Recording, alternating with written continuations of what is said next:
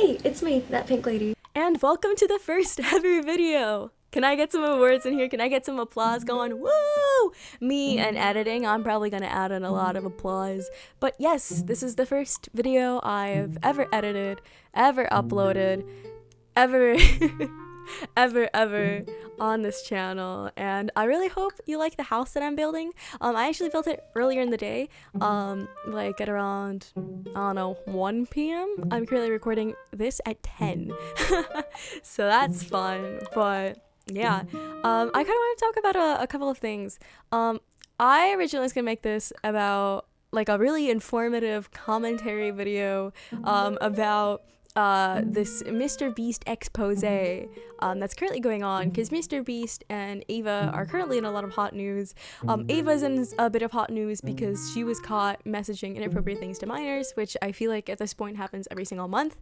I'm just surprised that Ava didn't play Minecraft, or maybe she did. Doesn't Mr.Beast have like a gaming channel? Ava probably, you know what, she probably played Minecraft. It makes sense. It makes sense with the direction that you know, YouTube's going. I feel like there's a new expose on any credible figure every single week. But that's just how it is. But yeah, Ava was caught like messaging minors, and allegedly she liked like a Shadman tweet, which took me back. I completely forgot about Shadman's existence until until everything with Ava. In case you don't know who Shadman is he was a very prominent artist, and he drew a lot of like inappropriate material with children, and he drew, I think, even one with one of his family members, and I think he was arrested or something on that count. He was a very weird guy, very weird guy, and apparently Ava loves Shadman. Which is crazy. I thought that guy was a relic lost to time, but nope, he comes back when you least expect it. It's Shadman. But yeah, Ava was caught with that, and then it caused a lot of people to start looking into Mr.Beast, because it's like, how do you become best friends with someone that's openly you know, into that sort of stuff? So a lot of stuff been dug up on Mr.Beast, like there was a 58-minute expose on Mr.Beast, I think by one of his former employees. I don't think he works there anymore. If he does, oh dear. But I wanted to make this whole video about that video, because I think that video is kind of sketchy in like a couple of different ways. Keep in mind, I don't like Mr.Beast, or like, I wouldn't say I don't like him. I have no strong opinions on him. I remember Mr.Beast in 2016, when he would make like those really long, very clickbaity videos, and he would just try and get, you know, famous, try and get popular. He would use the algorithm to his benefit, and he still does that. He's, you know, tried and true method. If it's not broken, you know, why fix it? And it really shows. I was watching, like, you know, the clips that he used in that video, and it's like, wow, that is very 2016, 2017 YouTube. Like, do you remember when I don't know if you were on YouTube on that time, but in like the mid 2010s, a lot of channels would be like, if you subscribe to this channel, you're gonna get a MacBook for free. Just comment down below and subscribe, and tell me your favorite unicorn fact, and you'll get a MacBook. And I feel like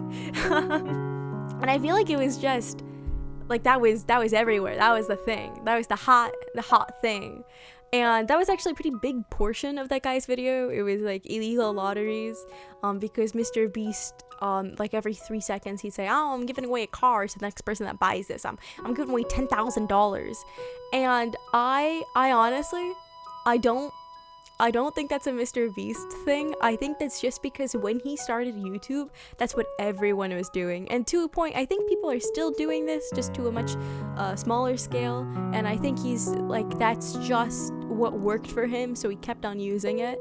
I don't think it's right. I think it's weird. I think it's scummy. But I definitely think it was very overplayed in that video. Additionally, there was one point in that video that made me like kind of question it. It was this one portion. I'll try and like put it on like I'll try my best to give something visually good for you, but it was on like this one portion of the video where he goes, Mr. Beast fakes his signatures, and he doesn't have strong evidence for this. His evidence is that from a live stream, one person on the Mr. Beast crew he signed MB, he signed Mr. Beast's initials on a shirt and then signed himself. And this turned into somebody might be signing Mr. Beast's signature to "This is muscle memory," and every single person fakes Mr. Beast's signatures, and no Mr. Beast signature is real. All of his signatures is fake. This is clearly muscle memory. Look at this guy's face. That's the face of a liar. I saw his friend over there and he lied too. They're all liars. Mr. Beast, he's a scammer. He's a fraud. And man, this happened one time. I don't think that's enough proof, personally. And I don't even know why I'm defending him. A lot of things that came out about him, I think are bad. I think are weird. I want to see his response, so I can, get the full situation. But this happened once on a live stream that was 6 hours. Aren't there more? And I feel like this would happen more if this was on a live stream. And it's scummy that this happened once, but I don't know any of the repercussions. Is this a one-time thing? Is this a multiple time thing? Did Mr. Beast know about this fake signature? All of that sort of stuff. He showed that one clip, and then he goes, muscle memory. This is clearly muscle memory. Everything about this, muscle memory. Yes, they all fake signatures all the time. And it's such a bogus claim to me. Again, this did happen. I'm not denying it, and it might have happened more times. This might be a really common thing. But he didn't provide good evidence. And this was a big point in the video. And again, this is not a finished series. There's 2 more parts, so it might be different, but that was just weird. And then finally, in that video, there are so many memes. That video is 58 minutes. Yeah, it's a very long video. It's almost an hour. That's like one class of school. What's an hour long? That's like it's like 2 sim days. If you're playing on 1 speed, that's 2 sim days. That's pretty long. And most of that video are composited of memes of Mr. Beast. And they're not good quality memes. They're Wojaks. They're clips of Mr. Beast, and then there's text over it being haha, you lied, you're a liar, Mr. Beast, you suck, I hate you. There's SpongeBob clips. And personally, I used to dabble in commentary very briefly, not on YouTube, but I used to very briefly do commentary. And if I'm making an expose on somebody, especially somebody as big and loved as Mr. Beast, I'm not making memes on them because I want to be taken seriously. I want to provide good information. I want it to be a good video. I want people to know what's happening, what's wrong. I'm not putting Wojaks in it. I'm not doing that because that gives the video not a tone of I want this to be out. I care about this. This is important information. I want people to know that what he is doing is wrong and bad, and I need people to see that. No, the memes. You know what the memes add? The memes make it a spiteful video. It's a vengeful video. It's like a salty ex-employee. Not somebody that it doesn't give me the tone that somebody cares. It gives me the tone that somebody's really, really salty. I think that they're not Mac. Maybe they don't live in $1 million mansion like some of the other Mr. Beast crew. And I think that these claims would be a lot more questioned if this person wasn't a former employee at Mr. Beast. Some of these claims are pretty dubious and not that substantial, but no one's saying anything because he's a former employee of Mr. Beast. He's a whistleblower, but he's not whistleblowing anything. Like a lot of the information wasn't that surprising, again, with like the giveaways that were pretty, pretty popular on YouTube, pretty standard. And what else did he say? That the giveaways are rigged. He said that anybody that participated in a giveaway, they're not real. You're most likely not gonna get anything, which again to me felt like a given, but it is kind of dubious because Mr. Beast always said that his videos are real. He's actively losing money. He cares about this so much out of passion, and that all the actors are real people, which, yeah, that's a bit weird. That's like a lie.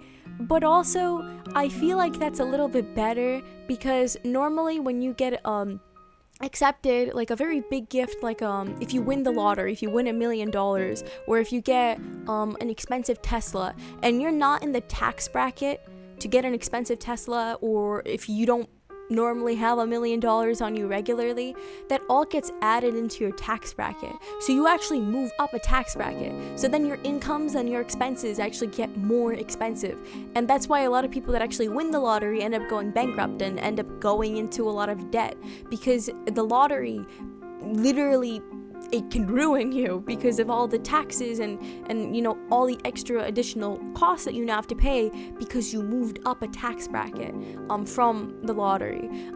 There's a really good video that Damien Gonzalez made where he tried giving away a car, and then he realized he didn't want to give away a car because of like how it could financially actually ruin somebody. So I think the idea of having really big prizes go to team members on Mr.Beast or people that, or like other YouTubers or influencers that might be in the same tax bracket, makes a lot of sense to me, because you're technically not financially bankrupting a viewer. And again, I don't think that's the reason that Mr.Beast is doing this. I think he's doing this for like clout, so the money comes back to him, so it's more profitable for everybody. Speaking of actors, there's one part of the video I did not get either. There was this like guy named Mac that he like started trashing on. He was like, Mac doxed a pilot's name once, like full legal name. He doxed his full legal name. And he's a contestant on Mr.Beast. He won $1 million. How did he get that money? Because he works for Mr.Beast. He lives in a big mansion. He lives in a big boy mansion, and he moved to Greenville, Colorado 2 months before filming Squid Game. Ooh. I think that's weird. Why do you care so much that he doxed a pilot's full name? I think that's just a weak point to make. Yes, people in Mr.Beast videos are probably actors. It's a Mr.Beast video. What do you expect?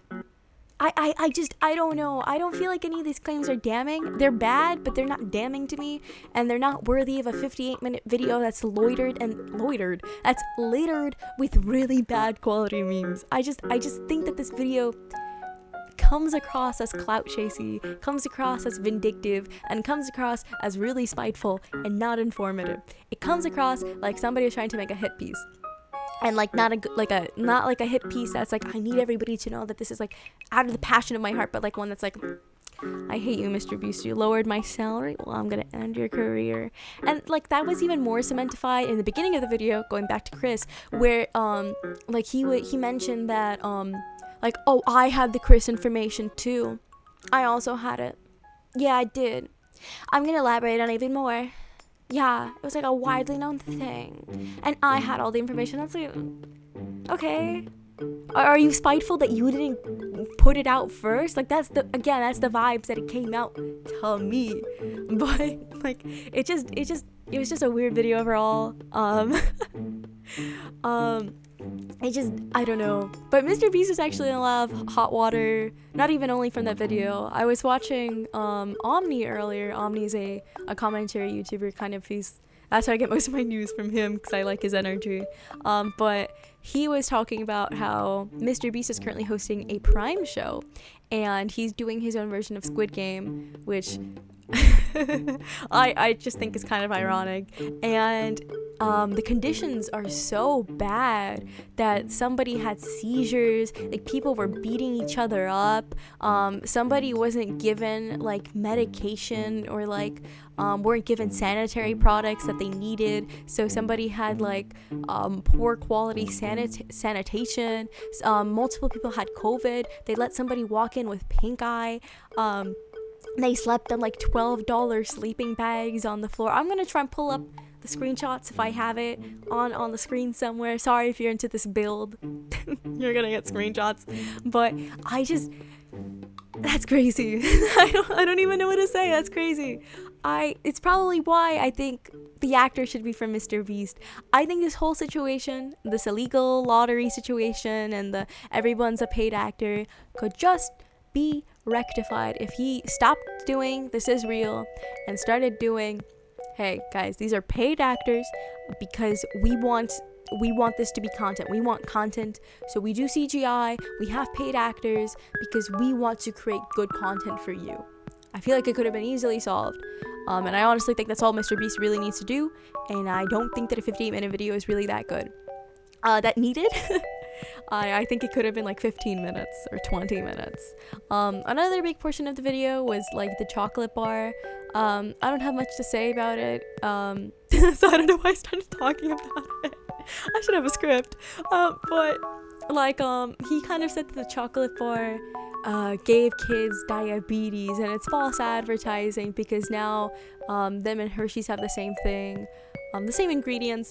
And there's actually one part where it felt very odd to me. It was Mr. Beast and he was with Keith Lee. He does like all the honest food reviews, and like Keith Lee is saying, oh, I think the chocolate bar is kind of mid, and Mr. Beast is like, he's kind of awkward. I guess he doesn't really know how to talk to people, and this editor is twisting it into the fact that like Mr. Beast is ruining his house and Mr. Beast is never gonna work with Keith Lee again. And I just think this is a BS claim.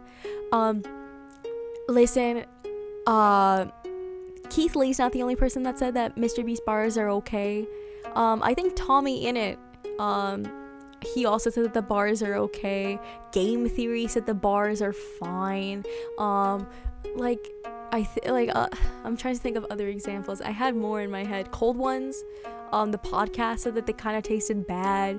And I'm pretty sure that they're all are in cahoots with Mr. Beast. I'm pretty sure Tommy Innit met Mr. Beast when he opened up like Beast Burger and the American Dream Mall. They're all still in cahoots. He hosted, Mr. Beast hosted Squid Game, and like a lot of people that didn't like the chocolate, it's there. I don't think Keith Lee is losing any sponsorship opportunities. I think it's just Mr. Beast only focuses on his brand and only stays inside, so he's not too sociable with other people and other YouTubers. I just think, why are we twisting information like this? I think it's just weird. Anyways, if you enjoyed this video, that's really cool. I really appreciate it. I'm